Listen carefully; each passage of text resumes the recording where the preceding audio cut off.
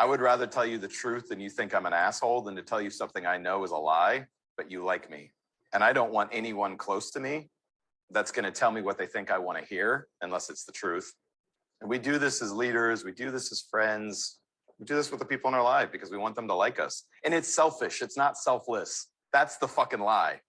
And a lot of people will believe, I just don't want to hurt their feelings. Now, fuck you. You don't have any courage. You don't want them to not like you.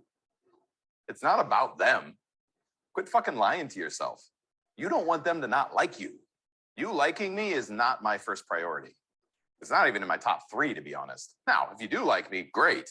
But that isn't what's motivating me. Truth, love, freedom, community. I would rather.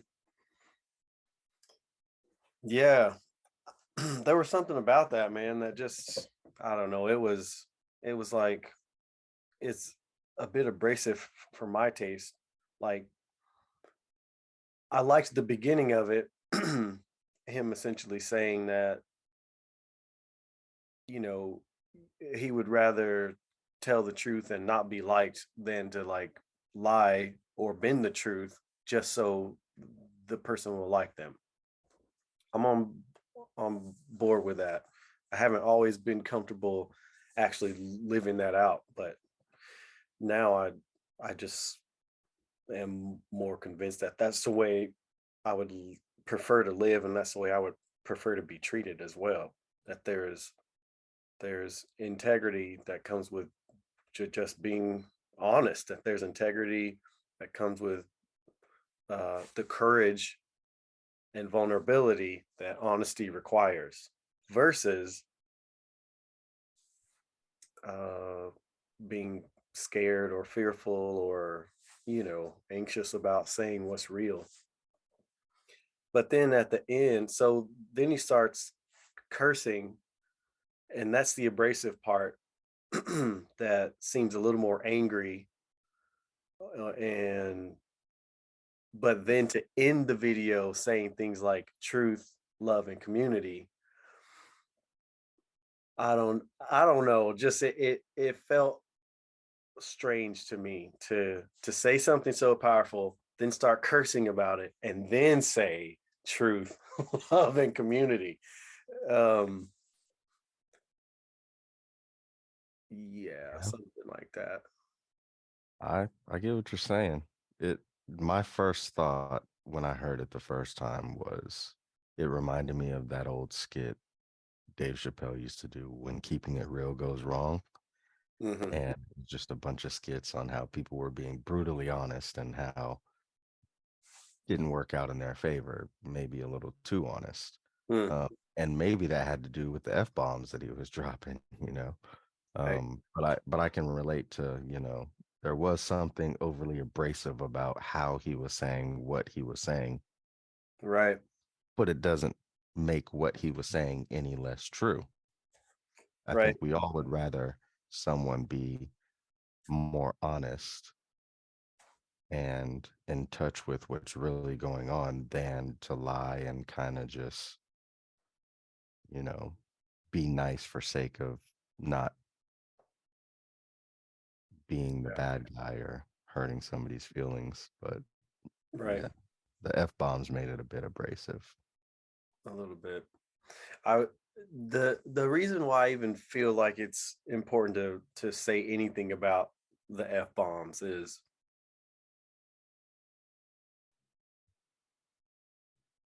I'm not sure that, okay, I'll be honest. I'll be honest. I'm not sure how trustworthy I think the source is, if they present a really valid opinion. And in this case, I'd almost want to say what he's saying about being honest, even if it upsets a person, versus lying to like keep the situation peaceful. I think he's saying something that's really true. For some reason, I feel uncomfortable when you take that something that's so necessary and truthful that society might need to hear, and then start throwing F bombs at the person who you think might be lying, right? So he said, "Oh, F you," which is because you're saying that you don't want to hurt their feelings. Now, F you. So anyway, it begins to feel abrasive because if you catch a person who's lying to themselves, is it I don't need to say F you. I need to say, now wait a minute. If you're struggling with courage in this situation, let's just talk about that. But F you doesn't actually lead to truth, love, and community, which is what he ended with. You know what I'm Mm, saying? It yeah. it the F you is more of a superiority, ego driven, I'm gonna put you in your place now. There's no truth and love really in that. And in part two of this conversation, we had talked to, or maybe it was part one, I can't remember now. You said something about anytime someone's ever said, "Oh, I'm just being real," that there's always something damaging being said to the person they're being real with. Something Yeah. like that. They use that statement, "I'm just being real," to justify the harshness or, Right. in whatever it is they're saying. Yeah. Mm. Is that what you're referring to? That's exactly what I'm referring to. Yeah. And so there might be something in this source's version of truth that's just being real. So it's okay for me to say F you in this case. But I also want to say it's about love and community. And I'm like, I don't know. It's like It it's is hard to tell. it's a fine line to try to walk when Yeah. you start cursing at people, because Right. that's what he was doing. Right. But I don't think this is any I don't think this is an excuse for cursing, but cursing nowadays is it's just a part of language. I Mm, mean, I've been in situations where I'm sitting in pastors' offices for counseling and they're cursing. And it's mhm, like, mhm. when Yeah, the pastors are cursing during the counseling sessions, I think that's a telltale sign that profanity is just part of the English language at this right, point. And so you almost have to take it with a grain of salt. When people might drop F bombs, but depending on who they are, where they came from, it just could be a natural part of their their way of speaking or how they right. how they um I don't know how they effing portray themselves, man. I How don't they, know. yeah, yeah.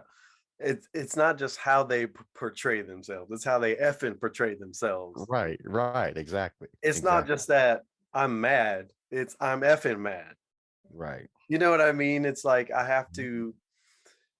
Okay, so let's talk about our culture a little bit in how we use words, because we don't even take ourselves seriously enough in just using the words. We have to embellish the words or create hyperbole, and using the F term before a statement or before a word somehow makes that statement uh larger or easier to be heard, or now I can actually be taken seriously. Well, it adds emotion to the statement, right? Now it's not just the sky is blue, but it's like you're feeling the emotion behind what that person is feeling as they're talking about the sky Sky is being blue. It's like, okay, the sky is not just blue, but you feel some kind of way about that, you know? right, right, And that's pretty much why it's just a part of language now. Like people express emotions. I mean, there's layers when we're talking about communication, right? There's body language, there's all this para language. Now there's this opportunity through profanity to express like the most extreme of emotions through, just a few simple words. Who's not going to take that opportunity, especially if they're feeling some kind of way about something, right, right. which I don't know how to feel about it, right? Profanity changes throughout time. Like our curse words today are different than they were 400 years ago. So, I mean, does it really matter outside of language in and of itself? Mhm. Does it really matter outside of just being able to communicate accurately? Right. I don't know. I don't know either. As a person who spends so much time writing and investigating words, dissecting words, I know it's become a point of importance for me to try to I it's become a curiosity as to how I can just better communicate using the words themselves without thinking profanity is necessary. Now, Right. there are times that I want to express myself in a cultural environment in which I know that the profanity fits and it works, and because I'm talking to you or to whoever I'm talking to in that environment, there's a Mm, certain lingo and vibe here that allows for this. And so in mhm. a way, that is creativity, that I even know how to use this certain parts of language in certain environments.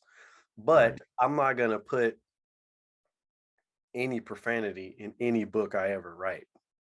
and in Yeah. and in fact, as I'm writing, what I'm seeing is how much over embellishment there is. So as the book goes through the process of being edited, I'm removing all the extra words. But in our day-to-day interactions, we're adding extra words on purpose as if it's helpful. And you're right that there's the emotional piece of it. Some of what we're saying seems like an act, like I'm putting on ego for a moment and I'm going to act out what I'm saying. So Yeah. I use the F bomb because it's part of the play, you know. It's part of what's acceptable in this environment, and I'm going to wear that mask for just a moment or two.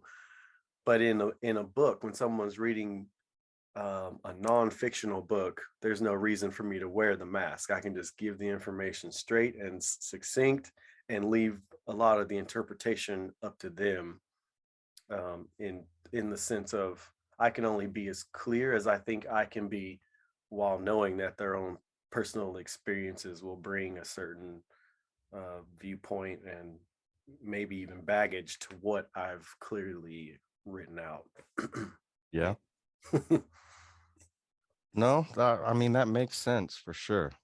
Um, typically, I like pictures. I like books with pictures. You know what I'm saying? Because a Hmm. picture's worth 1,000 words. You know, Hmm.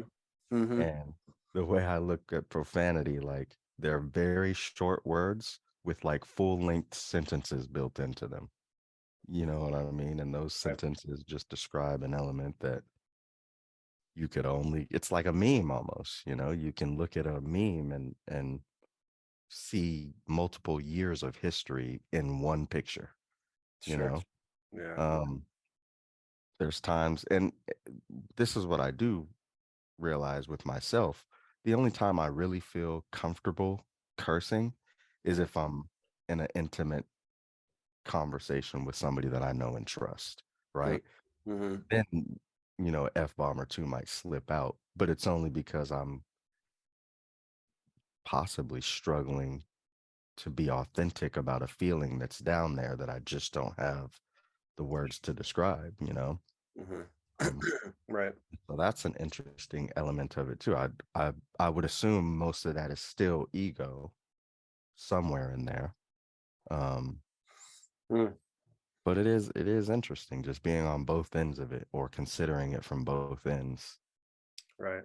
I wonder I wonder if I drop F bombs in serious, intimate conversations, if it feels just as weird as watching this video, hearing information, but then having that aggressive language involved almost. It's kind Right. of a turn off a little bit. A little Uh, bit of a turn off. Yeah. I don't know. Yeah, it so the only other thing I would say about that is I don't know if I've mentioned Gary Vaynerchuk to you before or not, but he's one of the business gurus who really spurred me on about, I guess it's going on 3 years ago, to really just get started in creating a brand, right? And Yeah. he's very mouthy, like profanity is every other word, Yeah. not not every other word, but But the thing is he never uses his, it seems to me, and as far as I can remember right now, that he doesn't use his profanity toward people. He uses profanity to purely express emotion as it relates to circumstances and situations. Hmm. But his message is never about tearing people down. Like he's a guy who speaks so much profanity, but still comes across as one of the nicest guys you'll ever meet. And how he does it, I don't even quite know. But he's he's very authentic, he's very truthful, and he's very loving, and he's using a lot of profanity. So if you don't know Gary VEE, look him up and just watch how he is. He's a trip, man.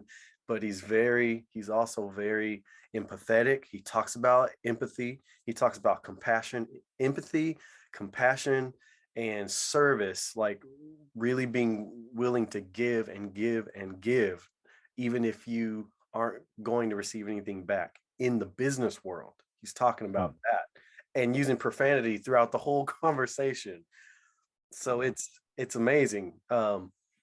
Well, usually in the business world, that's full of profanity right there, because you almost have to be aggressive and dominant. I mean, the whole way that you carry yourself almost has to exude, you know, confidence, Right. and there's something about profanity that is very confident, sometimes overly confident, Yeah. Or or at it can least, come off as that. yeah, What's that? that's what I was going to say, is that it can come off that way, going back to the mask of the ego. Like Right.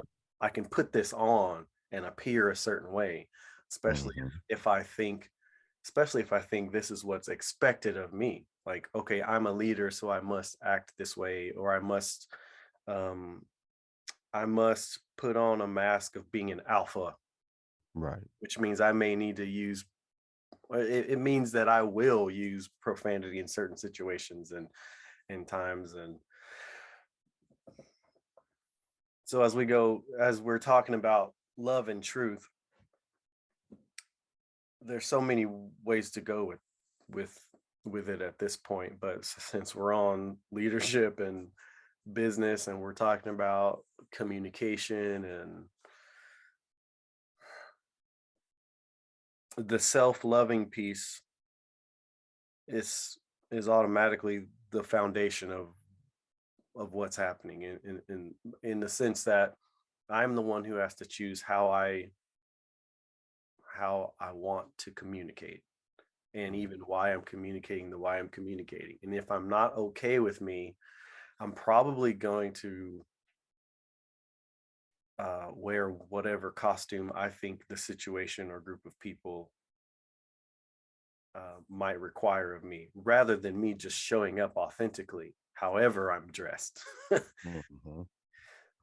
How do I accurately communicate without over embellishing or over exaggerating, is what I mean by that. Because I think exaggeration is just a big part of our world lately. I think you said something in the last episode about,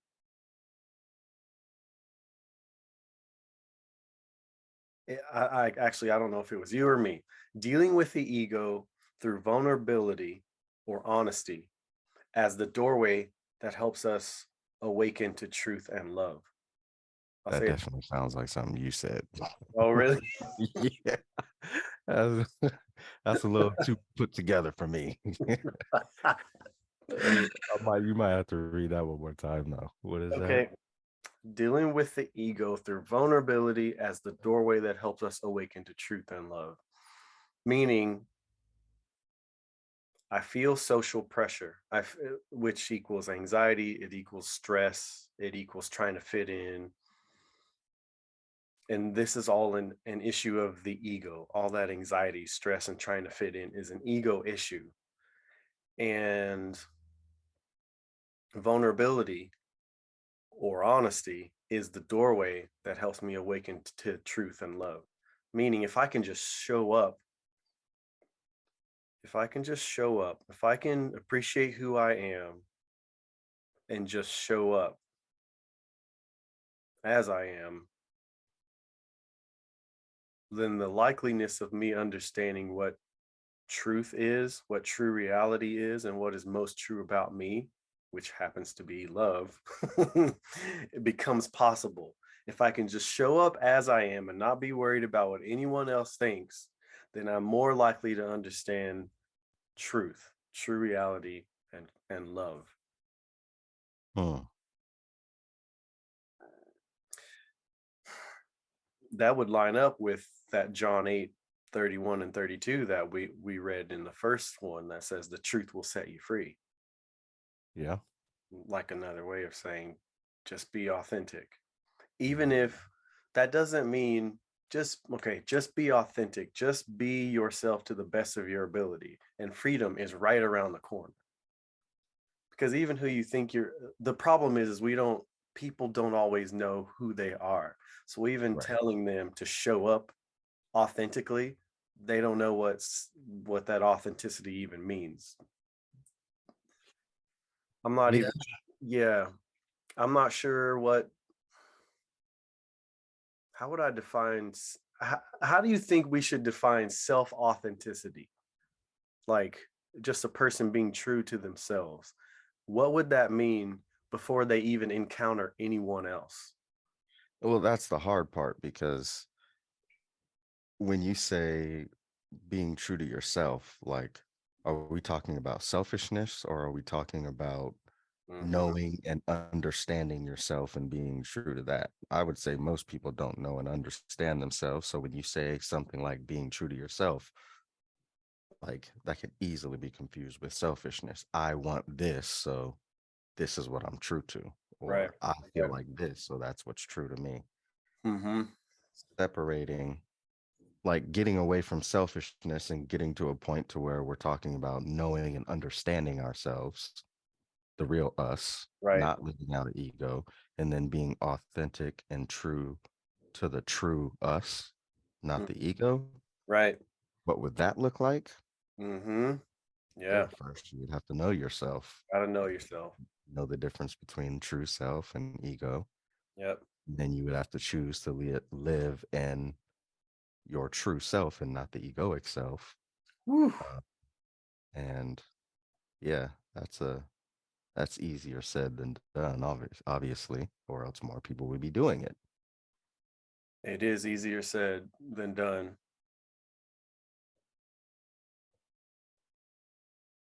Yeah. I don't even know what else to say. All of that was perfect. All of that was perfect. Knowing who you truly are